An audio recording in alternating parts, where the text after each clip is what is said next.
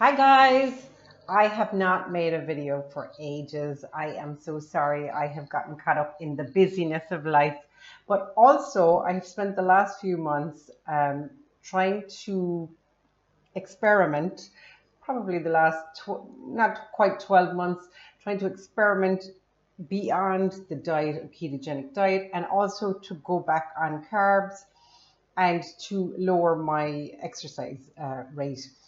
And the reason I did all of these things was to see, first of all, was keto working? If I came off keto, what would happen then? I had done a 17-day water fast in March of this year, 2025.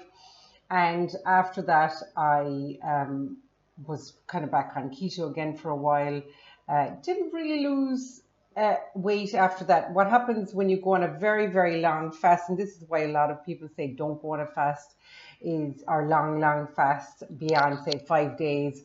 Once you get into autophagy and stuff, is because your metabolic rate will go way down, which is true. I can confirm it's much easier to put on weight after you come off of that fast, even if you're not really eating a lot of rubbish, which I don't think it was.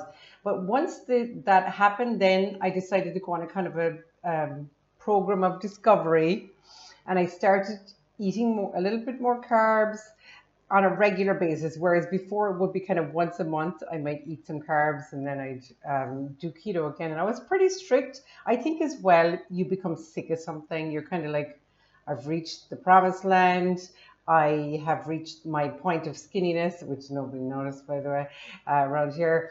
And what do I do next? So the next thing for me was supplements, which I had at the very beginning of keto. I wasn't taking any supplements except an iron and multivitamin tablet from Tesco, a really cheap one. I hadn't really been taking anything else. I had seen some information about supplements, but hadn't taken too much notice. It made sense later on this year. So I started investigating supplements. I had never really understood about collagen, why anybody was taking it.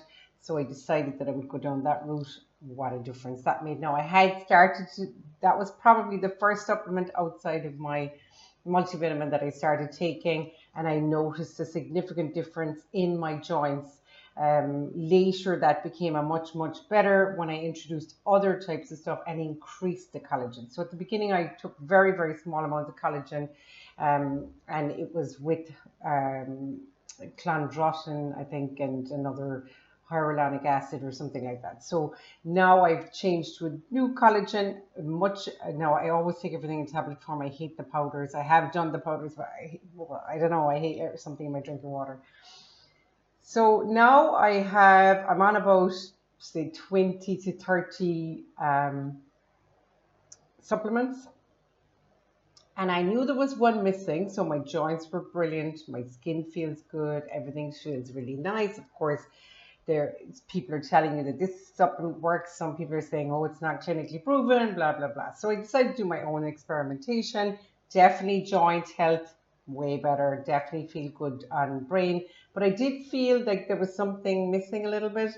So I was searching for this final piece, couldn't really find it, and then boom, found it. It's MSM, which is sulfur kind of substrate. I cannot pronounce the name, so I'm not going to say it. It's MSM and monosulforaphane or something. That has to be taken in the morning on an empty stomach. Do not take it at night. You will be awake. You'll be like this all night. You will be wired. It's not really like cocaine or anything. I've never taken cocaine, but I'm not saying it's like that. But it's just, I took it at night at the beginning because I generally take my supplements at night. And I took it at night and I was like wide awake for about 4 nights. So then I saw this, I was frantically searching for why was I wide awake, not really associating with the MSM.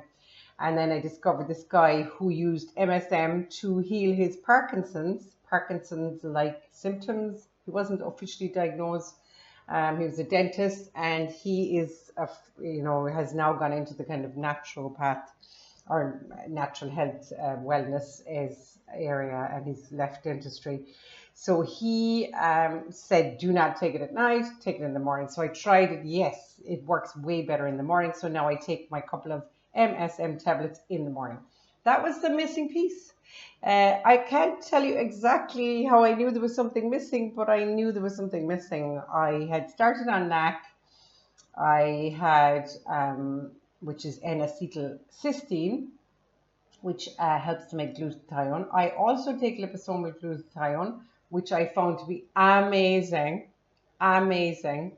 It's an antioxidant.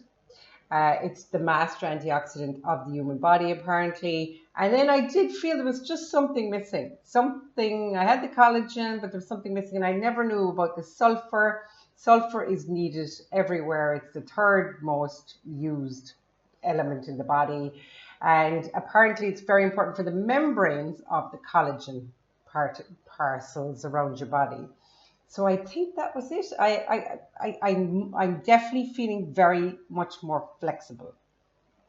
I had been taking creatine, which I have stopped taking for the moment because I was getting very muscly. You know, I was getting very heavy on the scales. I think it was down to the creatine. So, and also I found when I started taking creatine, which is very good for your brain, very good for your muscles, I stopped wanting to do any exercise. It was very weird. Maybe it was something else. I don't know. Maybe it was just the winter coming. I do not know. So there are things I still haven't worked out. So I stopped doing exercise when I started taking the creatine, and then I decided to continue on and see, is weight management possible on a ketogenic diet without doing exercise? And I would say no. And not because of the food, but because you have a lot more time to be eating things you shouldn't be eating. So I would definitely say, and also I think when you're kind of lazy, when you're not exercising, you you're looking for something to do, you're mooching around, you're not feeling that kind of energy. So I would say I'm probably not going to get back into exercise before the end of this year. So hopefully I'll start again next year. Last year I left Christmas, go into January, and kind of struggled almost all of this year. And I couldn't believe I did that fast in the middle of March. So, which was only a 36-hour fast, which went on for 17 days. And I drank black coffee, which I hate with a passion, and did not get to like, and will never like. So anyway, yeah, so it has been interesting. I am currently taking a lot of supplements. I also introduced lutein and zeaxanthin for my eye health. Oh my God, such a difference in night vision. So if I go driving, I had started to not really like going driving at night because especially all those LED lights, they're so bright. But I'm taking lutein and zeaxanthin because somebody I know got macular degeneration all of a sudden. And I decided that I had never really thought about eye health, to be quite honest. So, oh my God, what a difference. Lutein and zeaxanthin. I just get the one from iHerb. It says lutein on it, but there is zeaxanthin as well. There's other ones. Omega-3, I always take omega-3 fish oil. I am very passionate about that. I think it's very important to have the right fats in your body to carry around your hormones. And yeah, so that's it. I won't say any more. I will come back with more videos probably in the new year. Maybe I'll have a couple more before the end of the year. Talk to you soon. Bye.